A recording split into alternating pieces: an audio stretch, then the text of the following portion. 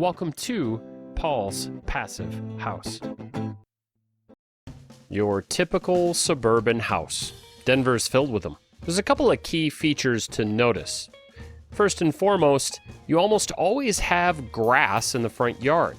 A high maintenance, high water option that's expensive to maintain, and that's not including the amount of time it takes for you to actually mow it. Pointless, meaningless landscape bushes and such. Patio furniture nobody ever uses. Oh, and don't forget the rope swing that nobody's ever swung on. You know, I drive all over Denver. I do a lot of work in the city, and I never see anybody ever using anything in their front yards, ever.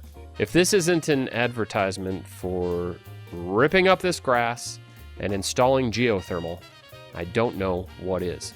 If we have a look in the driveway, of course, we see what appears to be a Cybertruck. These people clearly have enough money to do things like install geothermal. They're just not doing it. If I look across the street, I see that this fella installed some sort of trash-filled water feature.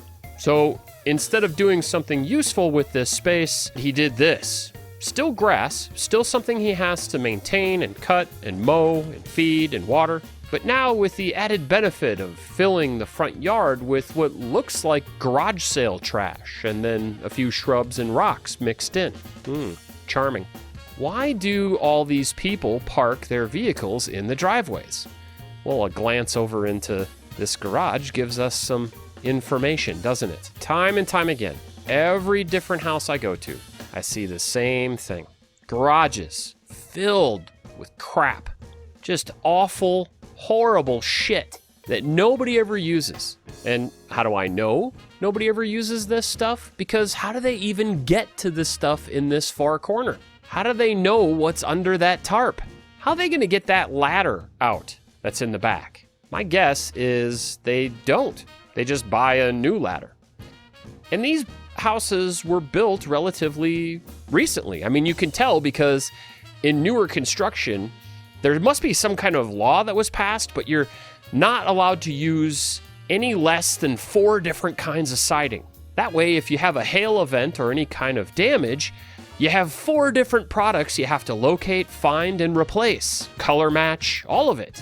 It's really sad when you think about it, because this homeowner is going to suffer under this strain of expense. This is what we call cash poor, house rich. And I'm not really sure how rich they are actually with this house. If you look around this neighborhood, there's nothing here. There's nowhere to go. There's nothing to do. How rich are they? Well, that's my opener for this episode. Now let's get back to my house, where we can watch me, yet again, work on the exterior of my addition. To those of you that have been following along, this should look pretty familiar. I had to cover this with a tarp because I wanted to make sure that water and snow didn't collect on the surface before I was able to seal all the seams and all the screw holes. Of course, this is probably overkill, but I'm putting all this time and energy and money into this project, and I really don't want it to be ruined before I even finish.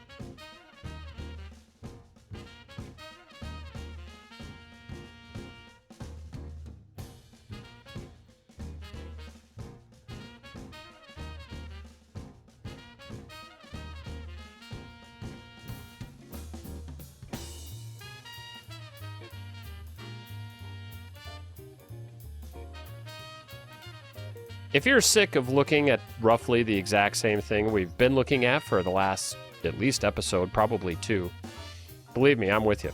I'm sick of editing it. This is rough.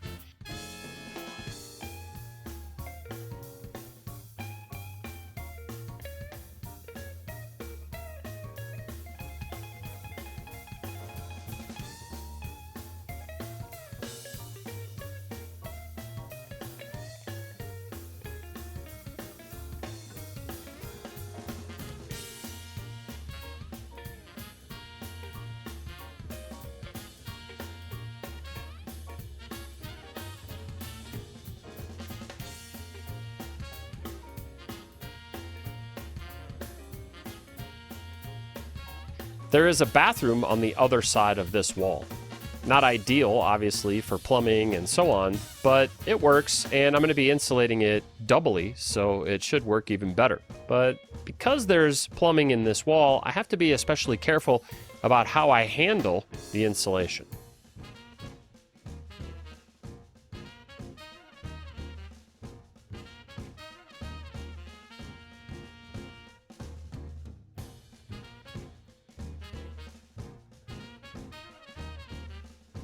For those of you that have been following along, you'll notice that I keep all of the insulation and reclaim it so that I can reuse it later on. Fun fact, I actually just installed this exact insulation in my attic, so I am putting it to use.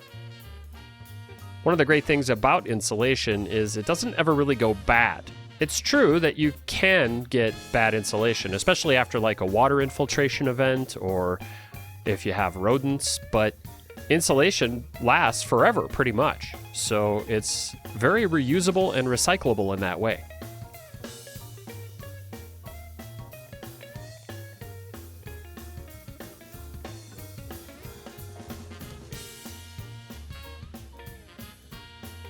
If we slow down for a moment and pause some of this footage, you'll see just how poorly this wall was constructed originally. You can see there's all kinds of holes and penetrations through which, of course, water-laden air is going to pass. This is a bathroom, so this is where the humidity is going to enter these wall cavities and cause rot and problems. I'm very lucky that there hasn't been any rot in these cavities, but of course they also weren't sealed all that well from the outside. So these holes that you're seeing definitely allowed air and water and moisture to enter into these wall cavities. Moving forward though, these are going to be airtight. They're going to be completely sealed. And so I'm going to have to take special care to actually seal them from the inside as well. But now getting back to the work. I like to take some time and clean everything out real good. I also like to take time to measure and mark. I'm marking all the studs so that I know where everything is at, so I know where to put in nails and screws and so on. One of the easier methods to getting these pieces of particle board and OSB off of the sheathing is to pry it out little by little and then take a claw hammer and use the claws to pull the nails and then pull it out a little more and then pull out another line of nails and then pull it out a little more and then pull out another line of nails and so on until it's completed. Now you may not be able to see it in this image, but there is conduit, metal conduit that takes electricity from my breaker box and runs it into this addition. That was how they decided to electrify this addition initially. I'm going to be changing that, but as of right now in this process, I don't actually know how.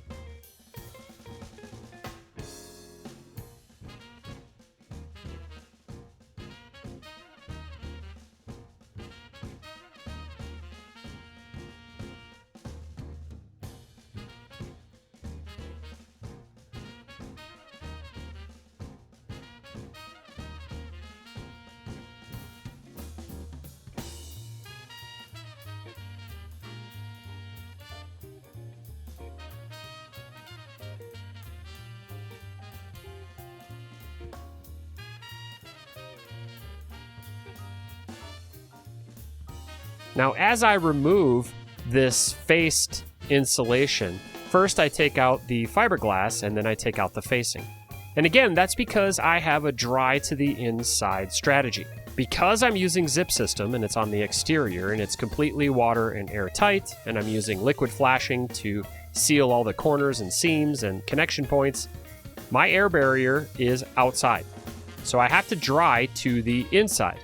This is the opposite of my drying strategy for the original house footprint. The addition was built differently, and so I had to implement a different strategy for drying.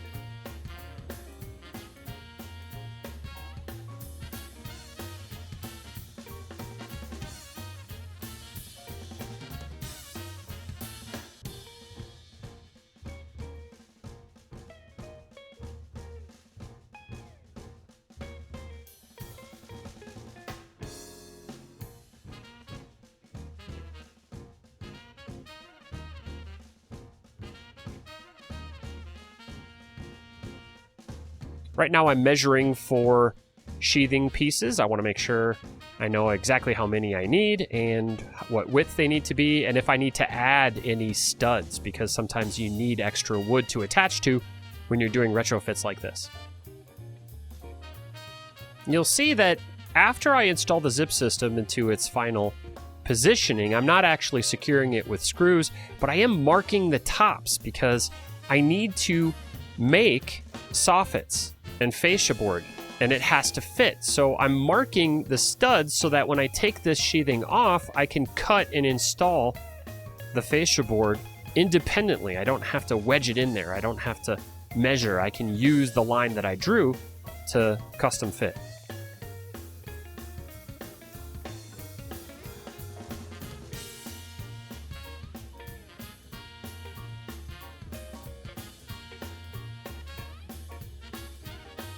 Now, you'll see me scratching my head and trying to figure out what to do with this corner. It's not just that I have to measure here for the zip system. It's also that the zip system is 2.5 inches thick. With the polyiso that's installed on the OSB, it makes it really thick. And right here, I've got siding butting into this inside corner.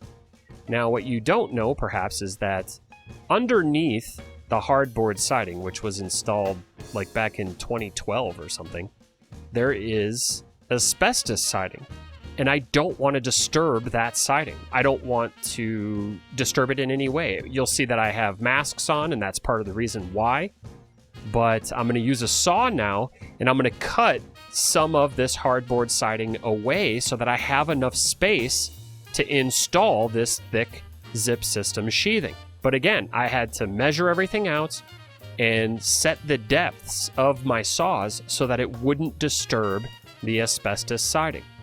When I was dealing with this asbestos siding originally, when I first bought this property, my strategy was to encapsulate it and to enclose it and to not touch it or disturb it. And of course you can't do that 100%. There are things you have to do where you'll perhaps have to put a hole through the wall or whatever to add electricity or in my case, HRV ventilation. But as much as possible, you want to keep from disturbing it. You want to paint over it and encapsulate it. There's special paint you can use. You want to spray foam over it. You want to frame over it. You want to do everything you can to cover it up and to really encase it, encapsulate it into the building system. And that's what I'm doing now. I'm being very careful not to disturb it, not to score it in any way or cut it or break it. Any pieces I do break, I throw away right away. I use a vacuum. You won't see me do it, but I use a vacuum to clean all this up. I keep sweeping everything so that it's clean.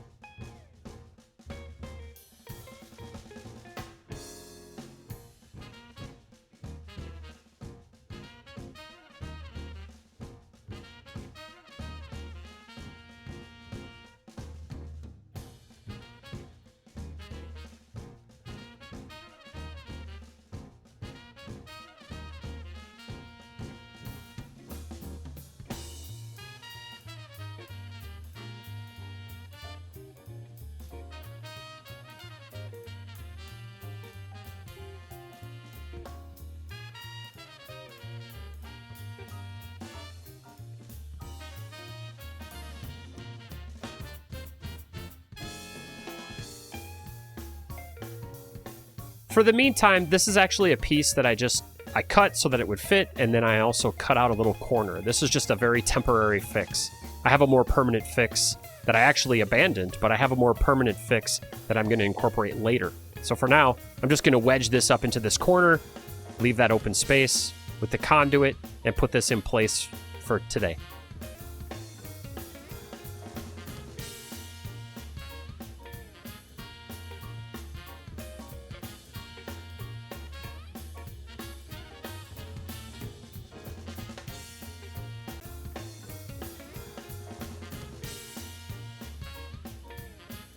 Now again, once you see me put these screws in place, you're going to also see me draw a line across the top. And that's because it's not going to be too long before I'm going to install this fascia board.